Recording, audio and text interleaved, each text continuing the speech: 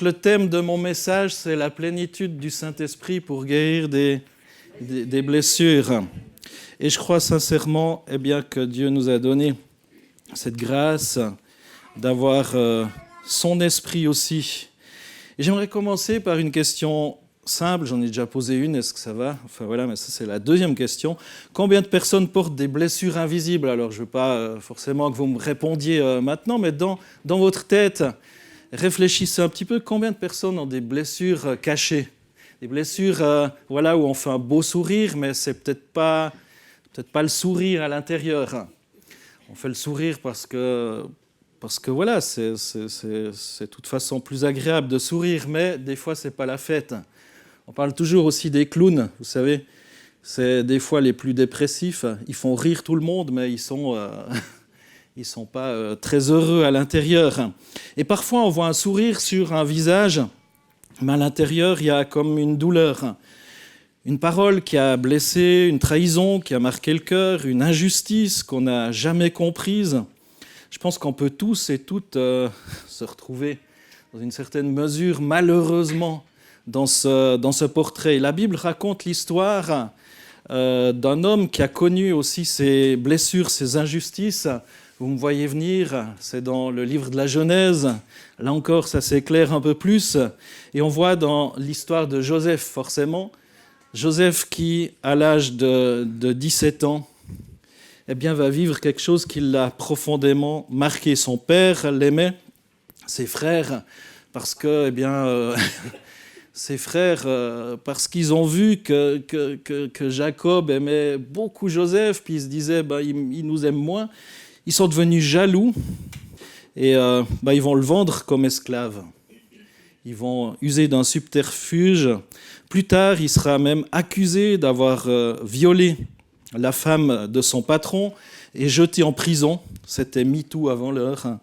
Et sa vie semble complètement brisée. Complètement brisée. Et là, il a juste échappé à la mort parce que les frères ont dit « tuons ce rêveur, tuons-le ». Ils étaient dans la prairie, dans la campagne. Il y a juste le frère aîné, Ruben, qui l'a sauvé in extremis de la mort, qui a dit « mais non, on ne va pas le tuer, mettons-le dans une citerne ». Alors, c'est un peu pareil, il va juste mourir plus lentement, mais parce que pour sortir comme ça. Et pendant 13 ans, il va être esclave et en prison. En prison, on ne sait pas exactement l'âge à laquelle il est entré en prison, mais certainement vers l'âge de 20 ans. Et des années plus tard, Joseph dira une phrase incroyable à ses frères qui l'ont vendu. « Vous aviez voulu me faire du mal, mais Dieu l'a changé en bien. » C'est dans Genèse 50, verset 20. Comment un homme ou une femme peut-il ou elle dire cela ? Parce que Dieu peut transformer les blessures en une destinée incroyable, glorieuse. Et aujourd'hui, Dieu veut faire ça dans nos vies par le Saint-Esprit. Est-ce que vous le croyez ? Dieu est tout-puissant pour nous libérer, pour visiter son peuple, pour nous guérir. Imagine une personne qui se coupe profondément la main. Elle va se nettoyer la plaie, la soigner. Du coup, il y a de fortes chances qu'elle va guérir. Mais si elle cache sa blessure, si elle la couvre sans la traiter, l'infection va arriver. L'infection va commencer. Et au début, on ne voit presque rien. Mais à l'intérieur, la blessure va s'aggraver. Beaucoup de personnes vivent de la même manière spirituellement. Elles ont peut-être été blessées par un rejet, par une parole dure, par une trahison, par une injustice, par une enfance peut-être violente. Elles continuent à vivre, à travailler, à servir Dieu, mais la blessure est toujours là à l'intérieur d'elle-même. Joseph a été jeté dans un puits, mais la vraie question est celle-ci, son cœur allait-il rester dans ce puits ? Parce que finalement, ils l'ont sorti de ce puits. Ils l'ont tiré du puits pour le vendre à une caravane de marchands.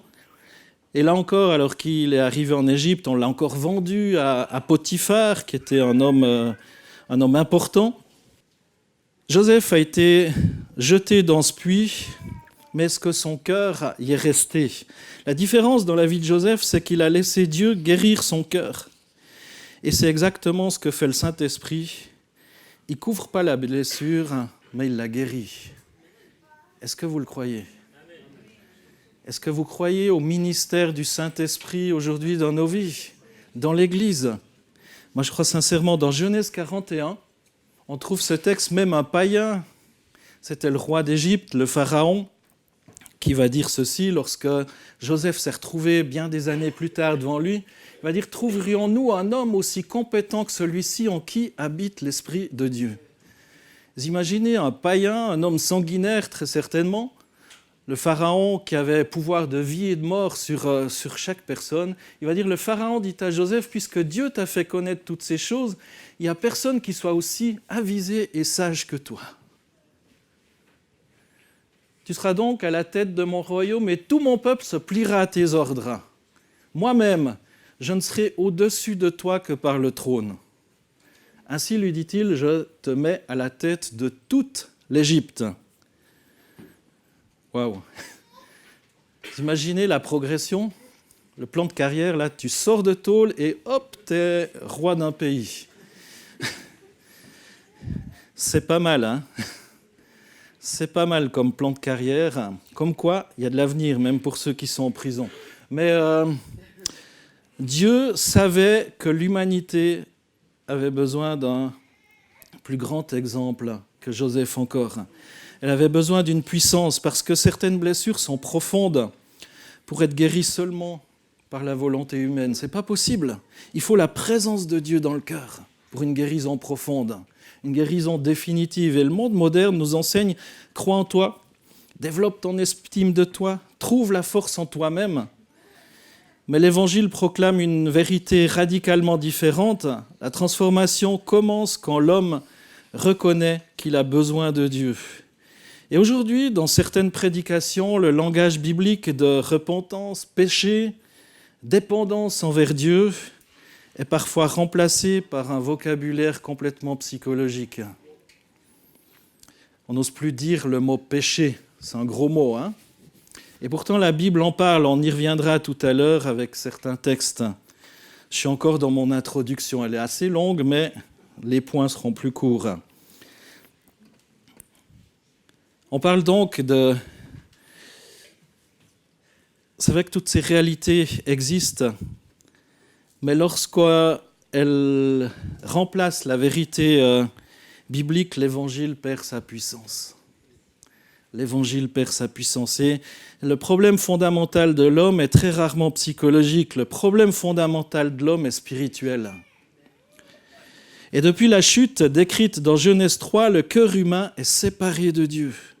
Et tant que l'homme ne reconnaît pas cette réalité, il ne peut pas expérimenter la grâce ni la guérison. La solution que Dieu donne à l'humanité, c'est Jésus. C'est le ministère du Saint-Esprit, c'est la puissance de la parole de Dieu.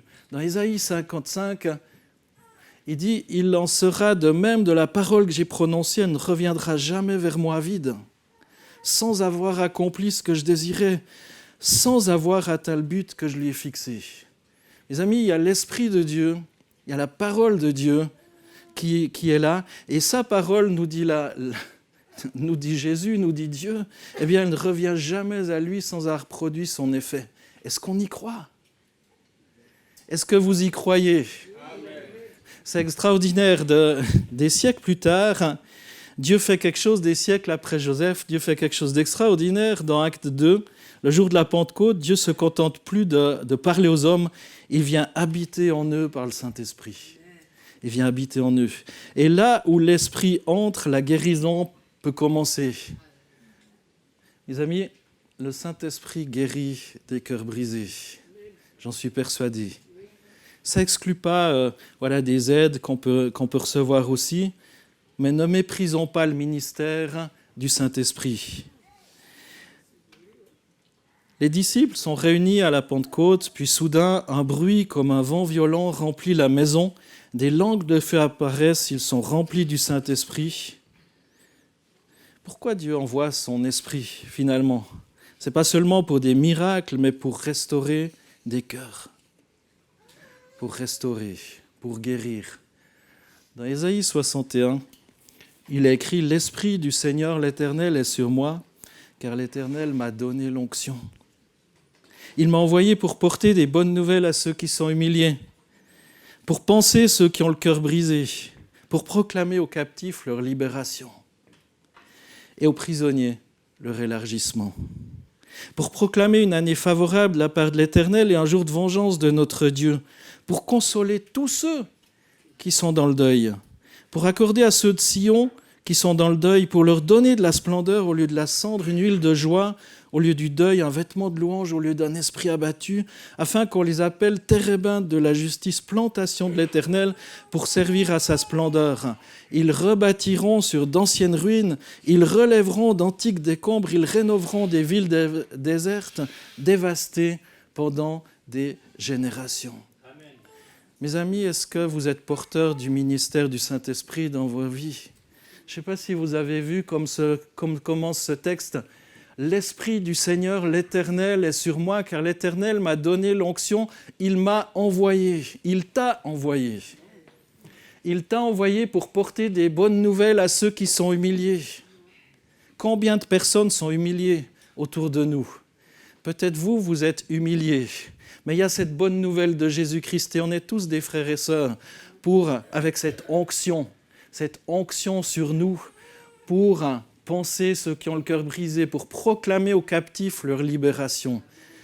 Les captifs dont il est parlé là, ce n'est pas ceux qui sont en prison dans des chaînes parce qu'ils ont commis un méfait, mais c'est les captifs spirituels. Les captifs de leurs péchés, les captifs de choses qui les bloquent. Il m'a envoyé pour panser ceux qui ont le cœur brisé. Le Saint-Esprit est le consolateur. Et Jésus dit dans l'évangile de Jean 14, 26 que l'Esprit est là aussi pour nous consoler, pour nous enseigner. Peut-être que certains ici vivent avec la blessure d'un rejet.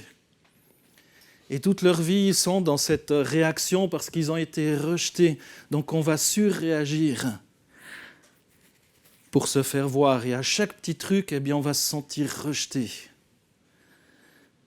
Peut-être quelqu'un a été trahi, avec toujours cette crainte d'être trahi, d'être abandonné. La blessure d'une injustice. Qui n'a pas vécu une injustice dans sa vie ? Le Saint-Esprit vient mettre un baume là où le cœur est brisé. Ce que tu vas faire avec des années de relations d'aide sans jamais véritablement guérir, le Saint-Esprit va l'accomplir comme dans la vie de Joseph. Moi, j'en suis persuadé. Alors, ça n'exclut pas toutes les aides qu'on peut recevoir. Les hommes peuvent écouter, les hommes peuvent conseiller, les hommes peuvent accompagner. Les femmes aussi, oui. Quand je parle des hommes, c'est les humains. Voilà, les humains. C'est dans ce sens-là. Mais seul le Saint-Esprit peut entrer dans les profondeurs du cœur et guérir les blessures. Parce que finalement, c'est lui qui connaît la machine. C'est lui qui nous a créés. C'est lui notre créateur. Il connaît notre complexité. Il faut bien l'avouer, on est complexe quand même. Des fois complexé aussi, mais on est complexe. Des fois, j'aimerais pas trop voir ce qui se passe dans ma tête. Mais le Seigneur, lui, il le voit. Et il sait remettre aussi des choses. Dans la Bible, Joseph n'a pas eu de thérapeute dans le puits ou dans la prison. Montrez-moi-le. Je ne l'ai pas vu. David n'a pas eu de conseiller dans les grottes du désert. Pierre a été restauré directement par Jésus aussi. Et c'est la présence de Dieu qui a restauré le cœur. Les hommes peuvent soutenir, et c'est important, et on parle des ministères et tout ça. Je ne suis pas en train ne me comprenez pas mal, mais seul le Saint-Esprit restaure l'âme. Seul le Saint-Esprit restaure l'âme. Est-ce que l'Esprit du Seigneur, l'Éternel, est sur nous ? Est-ce qu'on a trouvé un chemin de guérison dans la présence de Dieu, dans l'amour de Dieu, dans la victoire de Jésus à la croix ?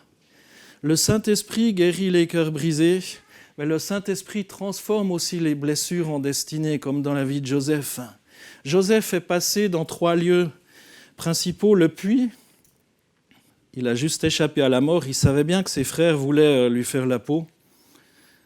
La prison, là aussi accusé injustement de vouloir violer la femme de son maître, alors que c'est elle qui lui a fait des avances. Puis comme il a refusé, elle a hurlé « Au secours, au secours !» Puis voilà, il s'est fait jeter en prison. Et le palais. Et là, il a été élevé, il sort de tôle, il sort de prison, et il est tout de suite mis comme gouverneur. Seul le pharaon était au-dessus de lui par le trône. Et puis, il voulait enterrer sa destinée. La prison voulait arrêter son appel. Parce que Joseph, il avait rêvé que, avec le blé qui se courbait devant lui, comme l'image que sa famille allait se courber devant lui, il avait fait ses rêves qui n'ont pas plu à son père, qui n'ont pas plu à ses frères, et il avait une destinée. Et il y a un moment très touchant dans Genèse 41, Dieu bénit Joseph et lui donne 2 fils. Joseph va leur donner des noms prophétiques aussi. Le premier s'appelle Manassé, et Joseph dit « Dieu m'a fait oublier toutes mes peines et toute la maison de mon père ». Joseph parle de ses peines. Joseph parle de sa guérison. Il dit Dieu m'a fait oublier toutes mes peines et la maison de mon père. Ça faisait 20 ans passés qu'il n'avait plus vu sa famille, que sa famille, enfin même ses frères, pensaient qu'il était mort ou disparu ou j'en sais rien quoi. Ça ne veut pas dire qu'il a perdu la mémoire, il n'est pas devenu amnésique. D'ailleurs, vous verrez, lorsqu'il se retrouve devant ses frères, ça veut dire que Dieu a guéri sa douleur. Et le souvenir existe encore, mais la blessure contrôle plus son cœur. D'ailleurs, remarquez comment il se comporte quand ses frères viennent devant lui. Le deuxième fils s'appelle Ephraïm, et Joseph dit « Dieu m'a rendu fécond dans le pays de mon affliction ». Il a la tête d'un pays. Regardez la puissance de Dieu. Joseph n'a pas seulement été guéri, il est devenu en plus fécond dans l'endroit même où il avait souffert. Dieu fait 2 choses. Il donne Manassé, qui est la guérison, et Ephraïm, la fécondité. Troisième point, je vous ai dit que mon introduction était plus longue que les points. Troisième point, c'est la plénitude du Saint-Esprit qui restaure et envoie. Dans Acte 2, le jour de la Pentecôte, les disciples sont réunis quand soudain le Saint-Esprit descend sur eux avec une puissance comme un vent violent, nous dit la Bible. Remplis de l'Esprit, ils commencent à parler dans différentes langues et annoncent les merveilles de Dieu. La foule composée de personnes venues de nombreuses nations est stupéfaite d'entendre le message dans leur propre langue. Ils se disent, mais comment ces gens qui n'ont pas appris notre langue parlent dans notre langue, en gros?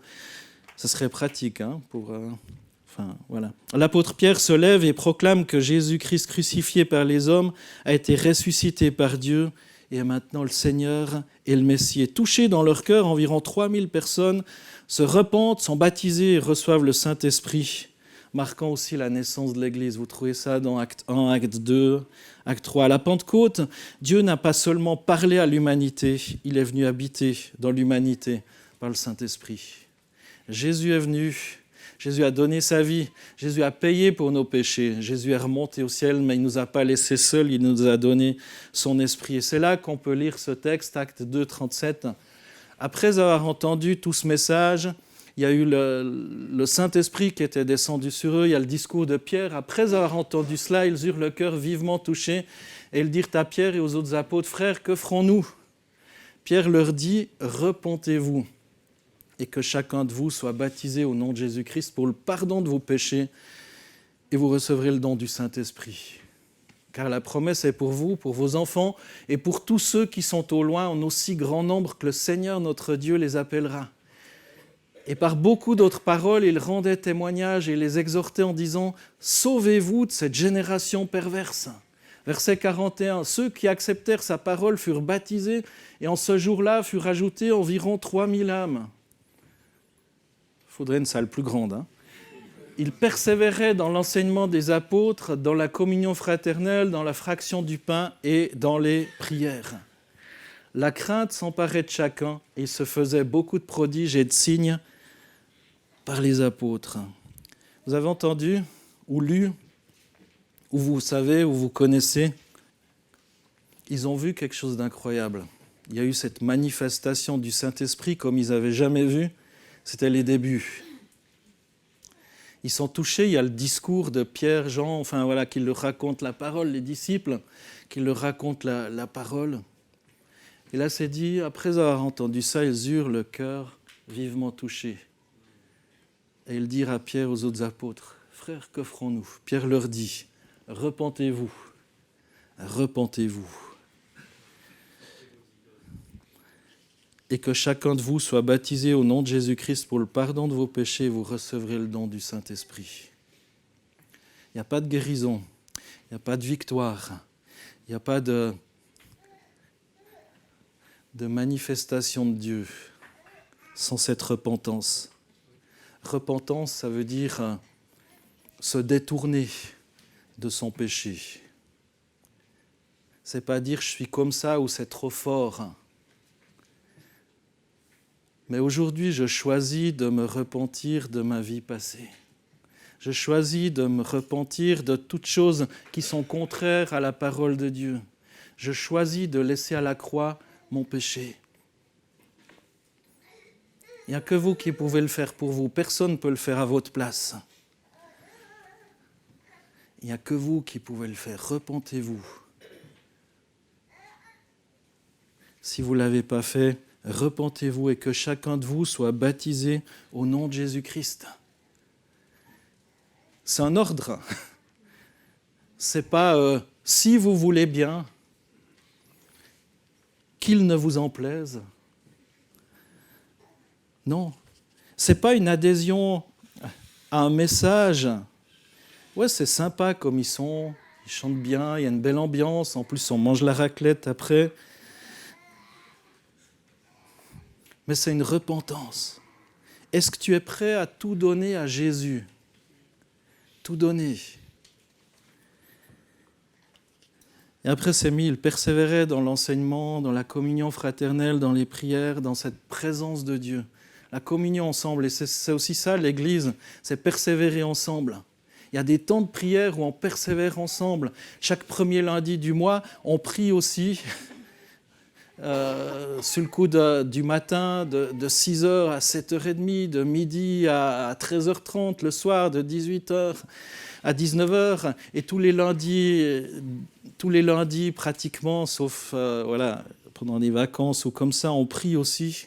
C'est aussi on persévère ensemble. On persévère ensemble. On est là.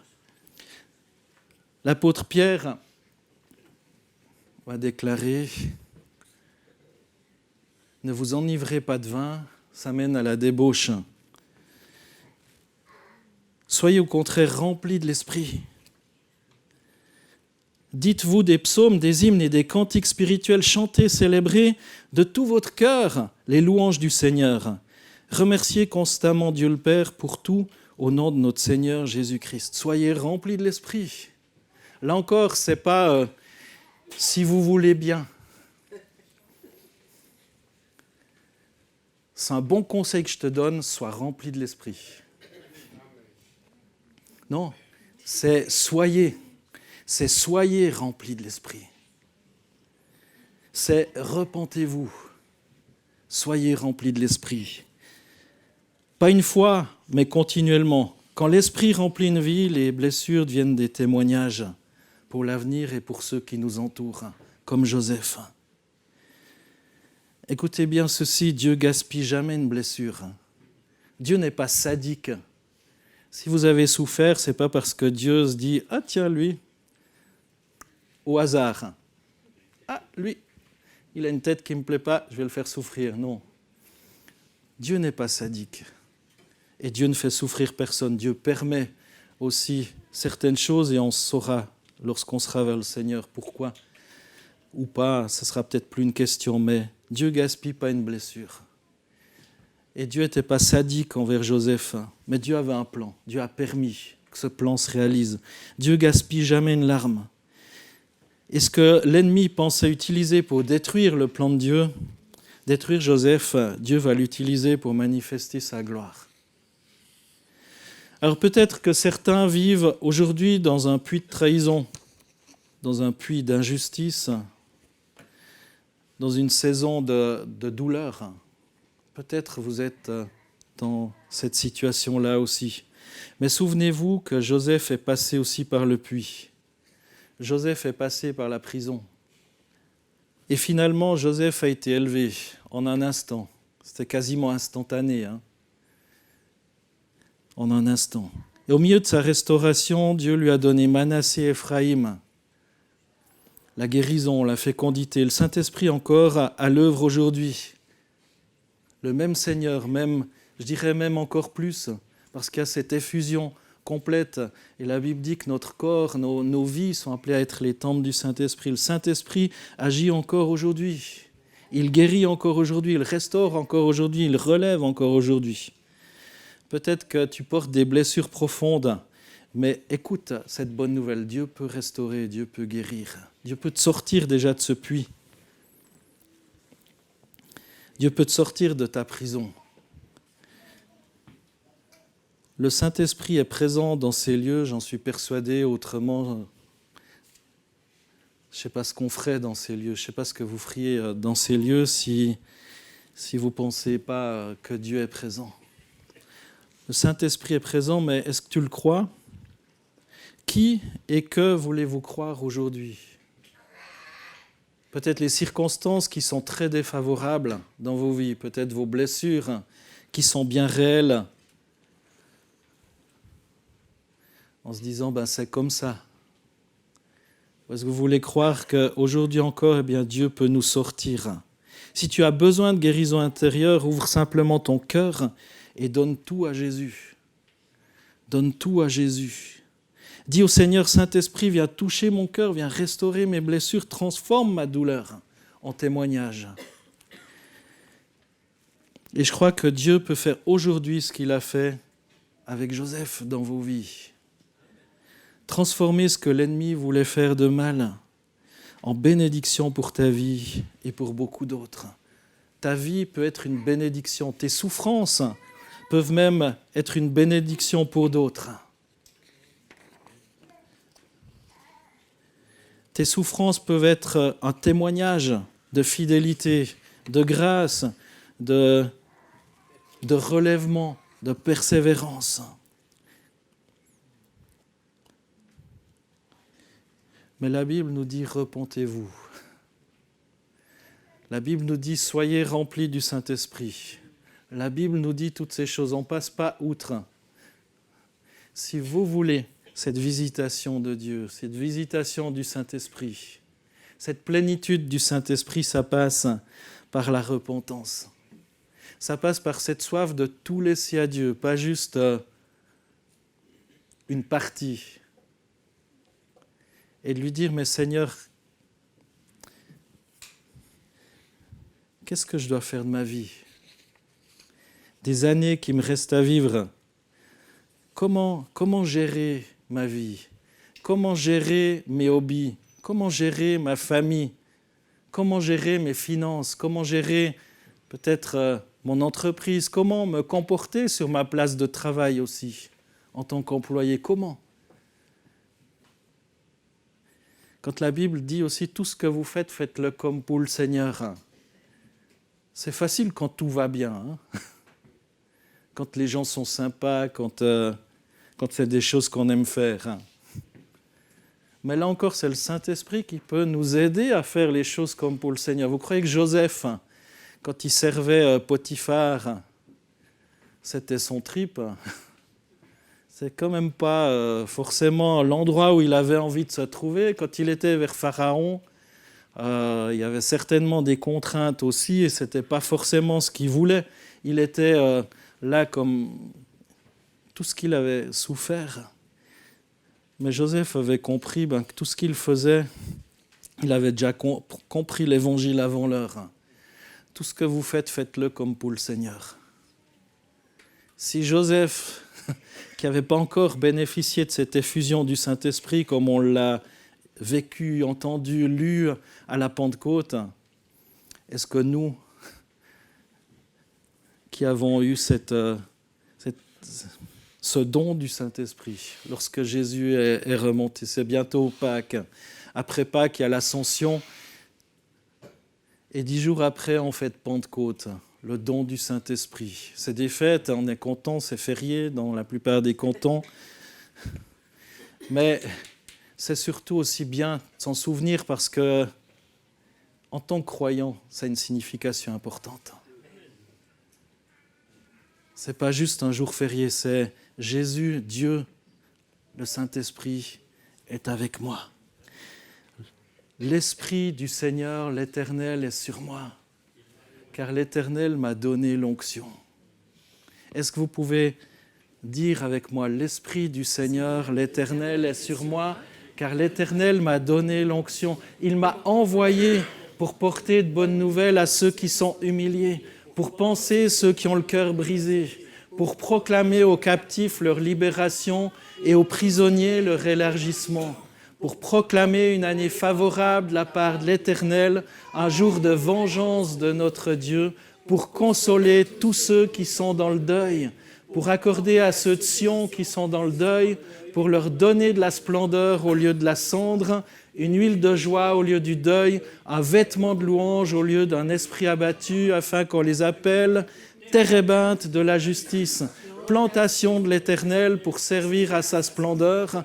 Ils rebâtiront sur d'anciennes ruines, ils relèveront d'antiques décombres, ils rénoveront des villes désertes, dévastées pendant des générations. L'Esprit du Seigneur, l'Éternel, est sur vous, mes amis. Dieu a investi dans nos vies, pas juste dans quelques pasteurs et autres, mais dans chacune de nos vies. Amen. Gloire à Dieu. Peut-être ce matin, on va prendre la Sainte Seine, mais peut-être ce matin, tu es perplexe, peut-être ton cœur est touché, peut-être tu doutes. Peut-être tu doutes que Dieu puisse intervenir dans ta vie. Mais si tu as besoin de guérison, si tu as besoin que le Seigneur te touche, si tu as besoin de t'approprier de quelque chose que tu as entendu ce matin, je t'invite à te lever à ta place. Je ne vais pas vous faire avancer, mais j'aimerais prier pour vous, comme un acte symbolique où vous dites au Seigneur, ben oui, je proclamais que l'Esprit du Seigneur, l'Éternel, est sur moi. Cet Esprit qui veut me guérir, cet Esprit qui veut m'aider aussi à libérer. Parce que cet Esprit qui t'a donné l'onction aussi peut-être pour être un baume pour ceux qui t'entourent. Ce matin, Dieu peut te sortir de ta prison, Dieu peut te sortir du puits. Dieu peut t'élever. Oh, tu ne seras peut-être pas président de la Confédération, mais Dieu peut t'élever pour sa gloire. Ben Jésus, merci pour mes frères, mes sœurs qui se lèvent, tu sais, c'est entre toi et eux, Seigneur. Tu connais leurs blessures, leurs souffrances, ou peut-être qui se lèvent parce qu'ils ont envie de se dire, bah oui, cette onction, elle est sur ma vie. Et je veux être un canal de bénédiction pour d'autres. Seigneur, c'est entre toi et chacun, Seigneur. Mais Seigneur, bénis, encourage, fortifie, relève, guéris, Seigneur. Guéris en profondeur. Peut-être certains, ça fait des années qu'ils ont été voir des psychologues ou été voir des gens et ça tourne en rond. Il n'y a pas de solution, il y a des choses qui restent. Mais Seigneur, tu es celui qui peut guérir dans les profondeurs de nos âmes. Merci Seigneur parce que tu as donné des médecins. Merci parce que tu as donné des gens qui écoutent. Merci parce que tu as donné aussi des pasteurs qui écoutent, qui prient, Seigneur. Mais Seigneur, c'est toi. Seigneur aussi qui nous revêt de cette onction. Et Seigneur, dans le nom de Jésus, eh bien Seigneur, je veux dire que toutes les personnes, Seigneur, qui sont humiliées, eh bien Seigneur, reçoivent cette bonne nouvelle. Tous ceux qui ont le cœur brisé, eh bien sont pansés, sont guéris, Seigneur. Seigneur, tous ceux qui sont captifs de péchés, de liens, de chaînes, de blessures, Seigneur, eh bien sont libérés dans le nom de Jésus. Ceux qui sont prisonniers, eh bien reçoivent cet élargissement. Seigneur, je veux proclamer une année favorable de la part de l'Éternel sur la vie de chacune et chacun d'entre nous. Seigneur, merci parce que tu es vivant aujourd'hui. Ce que tu as fait pour Joseph, tu veux le faire pour chacun et chacune d'entre nous. Gloire et louange à ton saint nom, Seigneur. Fortifie notre foi. Au nom de Jésus, amen.